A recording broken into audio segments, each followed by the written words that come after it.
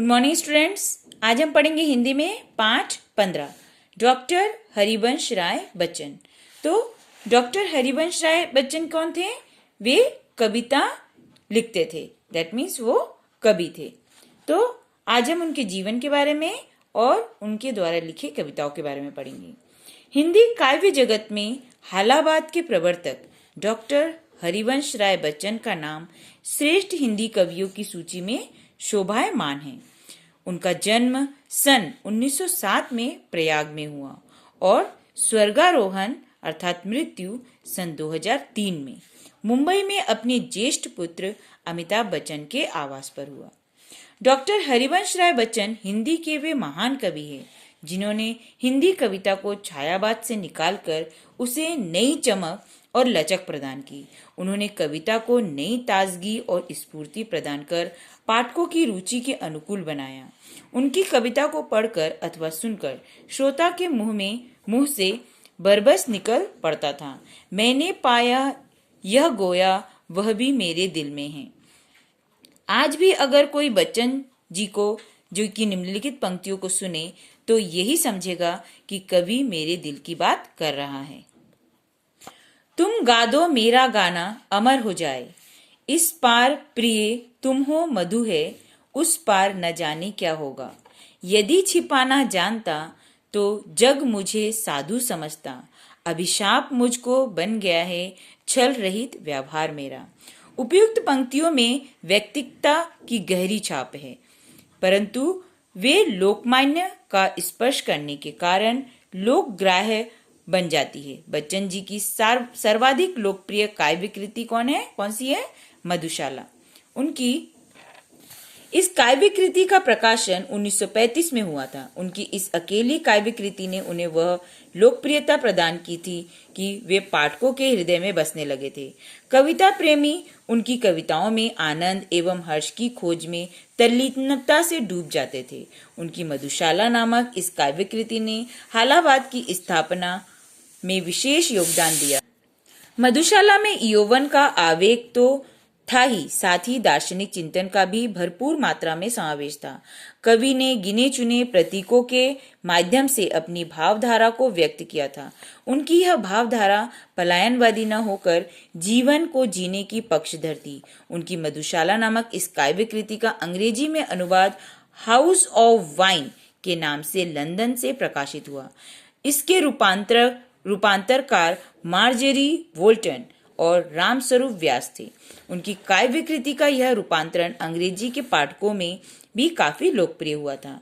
लोग उन्हें व्यापक खिन्नता और अवसाद के युग में मध्यम वर्ग के विक्षुब्ध वेदनाग्रस्त मन को वाणी प्रदान करने वाला कवि मानते हैं।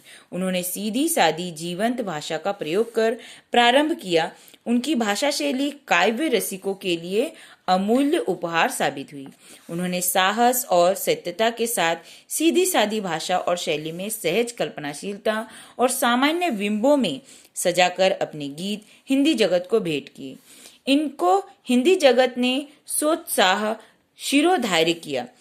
अनुभूति मूलक सत्यता द्वारा प्रेरित काव्य ने बच्चन को उस पद का अधिकारी बना दिया जहां अमर जन से बातें करते हैं। अपने युवा काल के आदर्शों एवं सपनों के भग्नाशेषों के मध्य से गुजरते हुए बच्चन पढ़ाई छोड़कर राष्ट्रीय आंदोलन से जुड़ गए थे। उन्होंने उस समय जो देशभक्ति परक कविताएं लिखी थी उनकी और बहुत कम लोगों ने ध्यान दिया है। उन्होंने इन कविताओं के माध्यम से वीरों और देशभक्तों को अतीत से प्रेरणा लेकर उथल पुथल मचा देने का संदेश दिया। आंदोलनों से छुट्टी पाकर बच्चन को एक छोटे से विद्यालय में नौकरी करनी पड़ी। उस समय उनकी पत्नी असाध्य रोग से पीड़ित थी एवं बच्चन अभावग्रस्त थे। उस समय वह असाध्य रोग के आतंक से ग्रस्त और व्यथित थे, फलतः वह अंतर्मुखी हो गए। उन्होंने अपने इस मूड और इस युग में जिन कविताओं की रचना की वे उनके निशा निमंत्रण 1938 तथा एकांत संगीत नामक काव्य ग्रंथों में सम्मिलित है। वे संभवतः बच्चन जी की सर्वोत्कृष्ट रचनाएं हैं। इसके उपरांत उनकी विश्वविद्यालय इलाहाबाद में नौकरी मिली तो उनके व्यक्तिगत एवं व्यावहारिक जीवन में सुधार आया। जीवन के अंधकार से उन्होंने राहत महसूस की। इस तरह उन्हें अपने नए काव्य नीड़ का निर्माण फिर की रचना की प्रेरणा मिली। इस समय उनके अंदर बसे कवि ने मन को समझाते हुए लिखा, जो बसे हैं वे उजड़ते हैं प्रकृति के जड़ नियम से, पर किसी उजड़े हुए को फिर बसाना कब मना है। यही वह युग था जब तेजी बच्चन से विवाह के बाद बच्चन के सुख और संपन्नता के जीवन में प्रवेश किया। सन 1945 में उनकी सतरंगिनी तथा 1950 ईस्वी में मिलन यामिनी नामक काव्य कृतियां प्रकाशित हुई। ये बच्चन के उल्लास भरे युग की सुंदर गतोपलब्धियां हैं। इन रचनाओं के संदर्भ में समालोचक एक स्वर से स्वीकार करते हैं कि व्यक्तिगत वेदना का इतना सहज और सफल साधारणीकरण अन्यत्र दुर्लभ है। बच्चन एकांत आत्म केंद्रित कवि हैं। इसी कारण जो रचनाएं सहज स्फूर्त नहीं हैं, वे नीरस और बहुत कुछ कवित्व रहित हो गई हैं। बंगाल में अकाल और महात्मा गांधी की हत्या पर लिखी कविताएं तथा उत्तर काल में लिखी गई कविताएं इसके उदाहरण हैं।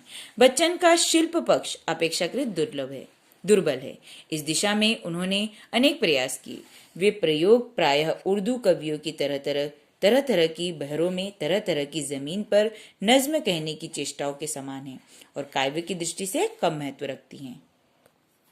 कविता के अतिरिक्त बच्चन जी ने कुछ समीक्षात्मक निबंध भी लिखे हैं। ये उनके गंभीर अध्ययन एवं सुलझे हुए विचारों को उजागर करते हैं। बच्चन जी ने शेक्सपियर के नाटक मैकबेथ का अनुवाद तथा भगवद गीता को लक्ष्य करके दोहा चौपाइयों में जन गीता की रचना की।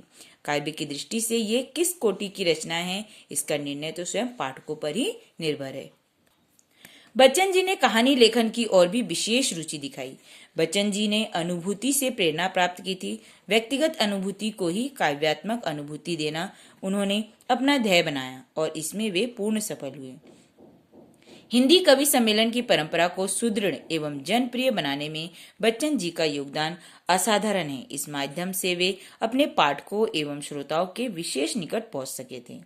बच्चन की अन्य महत्वपूर्ण रचनाएं हैं विकल, विश्वपट, हलाहल, प्रणय पत्रिका, मिलन यामिनी, नाथघर, आरती और अंगारी। तो इस पाठ में हमने क्या जाना? इस पाठ में हमने डॉक्टर हरिवंश राय बच्चन के जीवन के बारे में जाना और साथ ही साथ उनके लेखन कला के बारे में, अर्थात कविता लेखन कला के बारे में हमें बहुत सारा ज्ञान प्राप्त हुआ। तो आज आपको इस पाठ को 2 बार रीड करना है और इसके प्रश्नोत्तर जो है वो मैं आपको सेंड कर दूंगी। उसे कॉपी में लिखना है और याद भी करना है।